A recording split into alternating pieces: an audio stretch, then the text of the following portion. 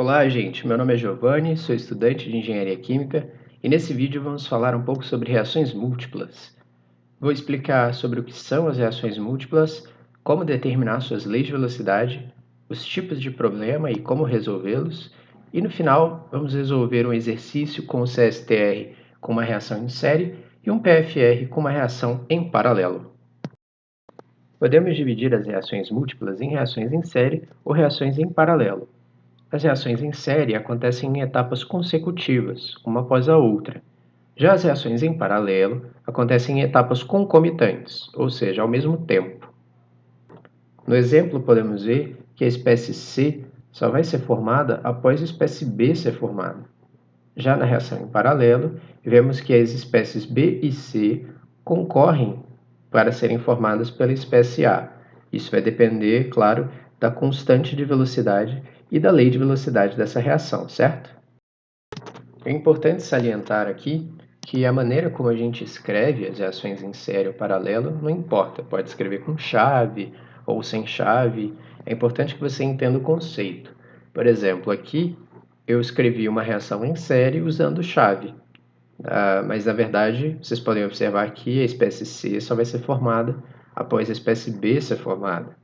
E na verdade a forma mais comum da gente ver é escrever dessa forma separada do que naquela forma em trenzinho, assim.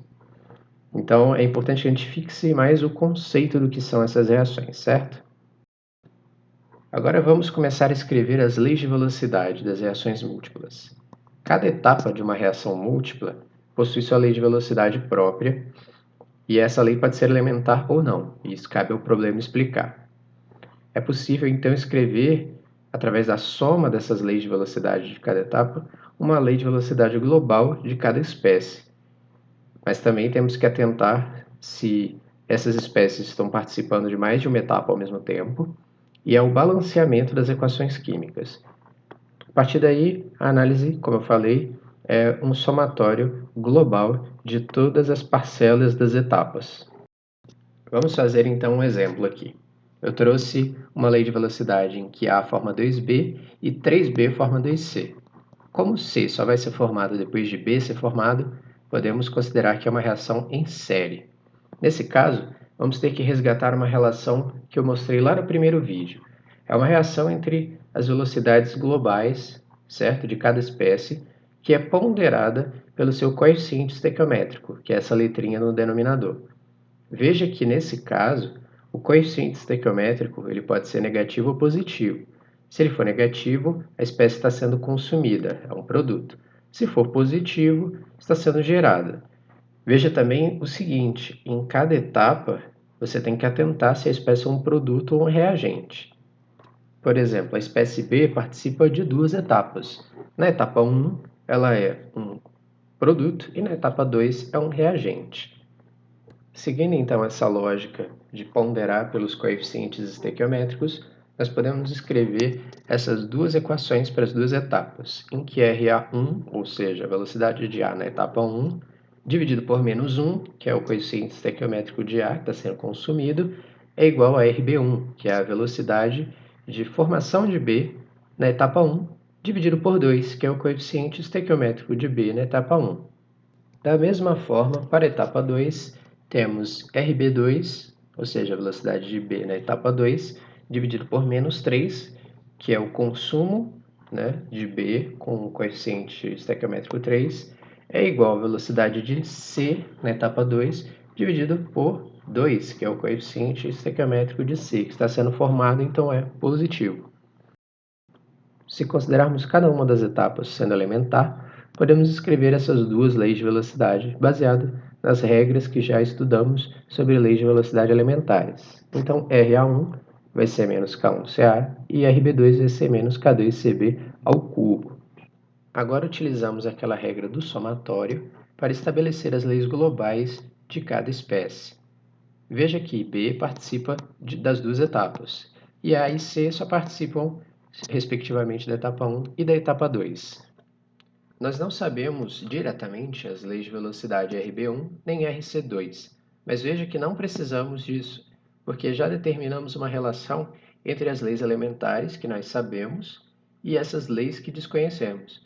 Então basta substituir as leis que não conhecemos pela relação delas com as leis elementares, como eu fiz em RC2, que virou menos 1,5 vezes RB2, que é 3 sobre 2, na verdade, e RB1, que virou menos 2 vezes RA1. A partir daí, só precisamos substituir as leis de velocidade elementares e vamos chegar nas nossas leis de velocidade globais para cada espécie, baseada apenas em leis elementares. Agora que já sabemos escrever as leis de velocidade, vamos falar um pouco das equações de projeto.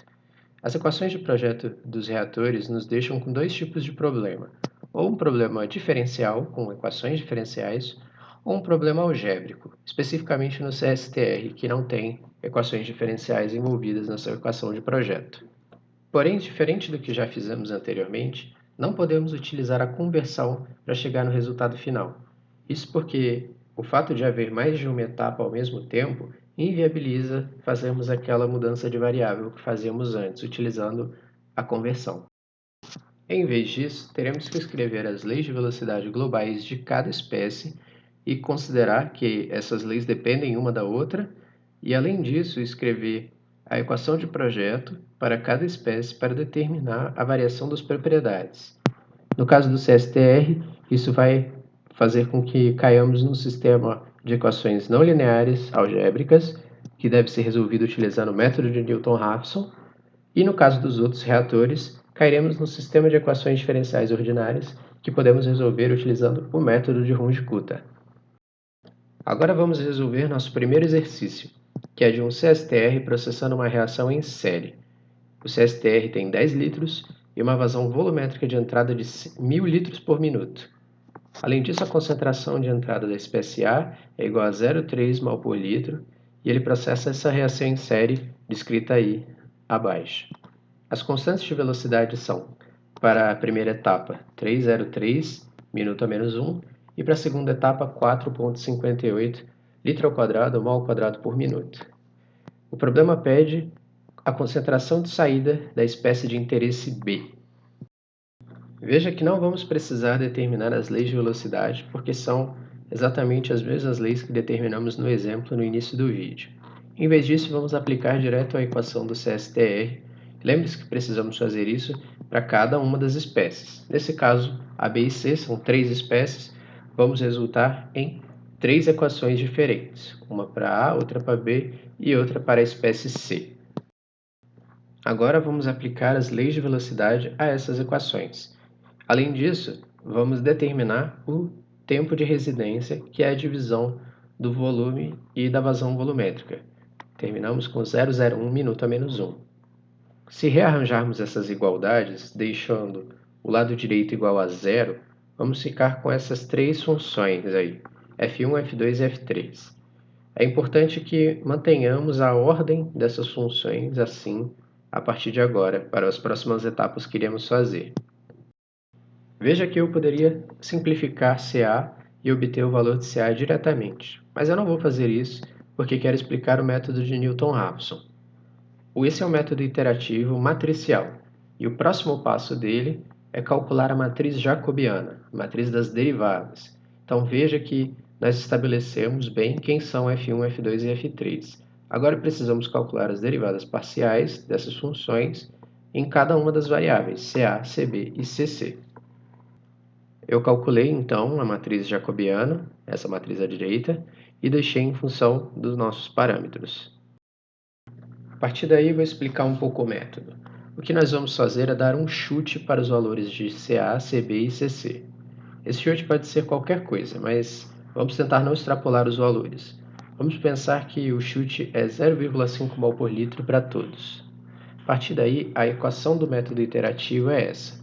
O nosso vetor xn mais 1 é igual ao vetor xn, que é o chute, menos o inverso da matriz jacobiana, vezes a nossa matriz das funções, que é exatamente aquelas funções f1, f2, f3 calculadas em cima dos valores do chute. Veja que esse não é um método muito trivial.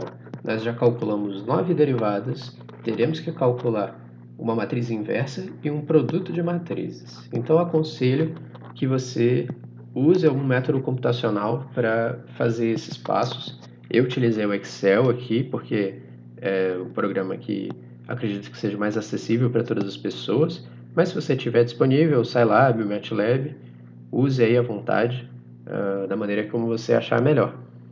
A iteração vai acontecer da seguinte forma. No primeiro chute, chutamos os valores de xn e calculamos xn, j-1 de xn e f de xn. Com esses três valores, vamos calcular xn mais 1. A partir daí, utilizamos os valores de xn mais 1 em xn de novo e calcularemos uma nova sequência de valores e obteremos uma nova sequência para xn mais 1. E iremos fazendo esse ciclo até que os valores de xn mais 1 e xn sejam iguais ou os valores de f de xn sejam todos iguais a zero. Isso aí é um critério de parada para o nosso método iterativo. Como que eu fiz aqui o método, certo? Basicamente assim, nós temos aqui o vetor xn mais 1 e eu botei aqui do lado as concentrações de A, B e C, então essas linhas aqui são equivalentes a A, B e C, certo? Aqui é o chute de A, chute de B, chute de C. Botei tudo igual, 0,5, como a gente tinha falado. Aqui ele vai calcular cada uma das Fs, F1, F2, F3. Vocês podem ver que elas dependem dos parâmetros, tempo de residência, K1, K2 e CA0, e do valor do chute de CA. Aqui temos a inversa do jacobiano, para isso precisamos de um jacobiano. São os valores da matriz jacobiana já calculado, também baseado nos parâmetros. Lembre-se que esses elementos aqui também dependiam do chute de B. Aqui eu usei a matriz inverso, a função, perdão, matriz inverso, para calcular a matriz inversa do jacobiano. Quando você usa essa função no Excel, matriz inverso, e seleciona aqui, você não pode só dar Enter para a função funcionar. Você tem que apertar Ctrl Shift Enter, e aí ele vai calcular a matriz inversa. A partir daí, essas três células aqui também são uma função, certo?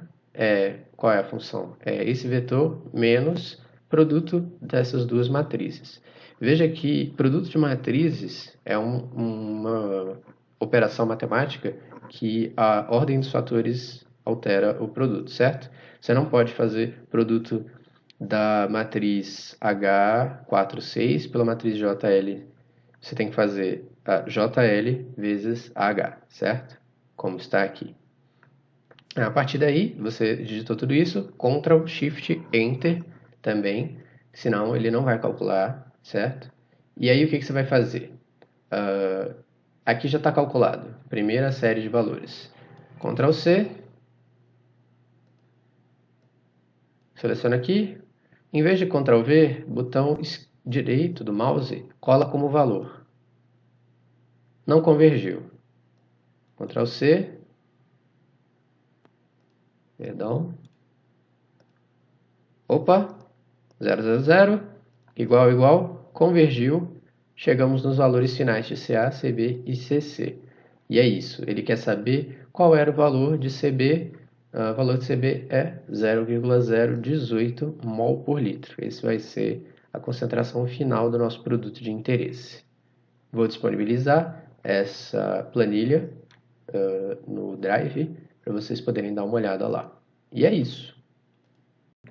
Vamos seguir agora para o nosso problema do PFR.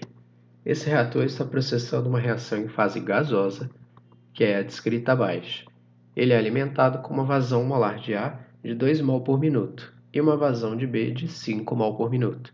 E a vazão volumétrica total de entrada é 10 litros por minuto.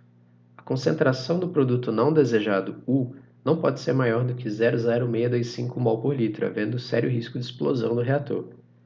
O problema pede o volume do reator, que garante a maior produção do produto desejado D dentro da faixa de segurança para a concentração do indesejado U, que é de 80% da nossa concentração de perigo. Devemos considerar as reações elementares. Vamos começar então pelas leis de velocidade, certo?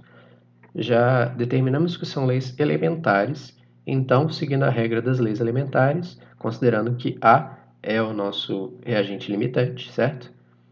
teremos que RA1 vai ser menos K1 CACB e RA2 é menos K2 CACB ao quadrado. Agora vamos utilizar aquela relação que nós já conhecemos da ponderação pelos coeficientes estequiométricos. E aí chegamos nessas duas igualdades aí. RA1 sobre menos 1 é igual a RB1 sobre menos 1, que é igual a RD1 sobre 2. E RA2 sobre menos 1 é igual a RB2 sobre menos 2, que é igual a RU2 sobre 1. Sabemos que A e B participam das duas etapas, certo? E D e U só participam de uma das etapas, sendo respectivamente 1 e a etapa 2, certo? Então, a lei global de A vai ser a soma das leis de velocidade de A na etapa 1 e na etapa 2. A lei global de B vai ser a soma das leis de velocidade de B na etapa 1 e na etapa 2. A lei global de D vai ser D na etapa 1 e de U, a lei de U na etapa 2. A lei global de A, então, nós determinamos diretamente pelas leis de velocidade que já tínhamos. A lei de B, determinamos utilizando a relação que a gente tem entre RA1 e RB1 e RA2 e RB2 pelas igualdades. E, da mesma forma, determinamos as leis de velocidade de D e de U, estabelecendo aí essas 4 leis de velocidade globais que dependem apenas das leis de velocidade elementares. A partir daí, nós determinamos as nossas equações de projeto, que para o PFR é nada mais do que essa equação diferencial, variação da vazão molar de uma espécie pelo volume é igual à sua velocidade global. Agora, precisamos lembrar que essa é uma reação em fase gasosa, ou seja, vamos precisar utilizar a fração molar. Como esse é um PFR, ou seja, um reator que não tem queda de pressão, temos que lembrar também daquela equação auxiliar que mostra que a concentração total inicial é igual à final. Nesse caso, podemos escrever que a concentração final de qualquer espécie é igual à sua fração molar final vezes a concentração total inicial. E quem é a fração molar?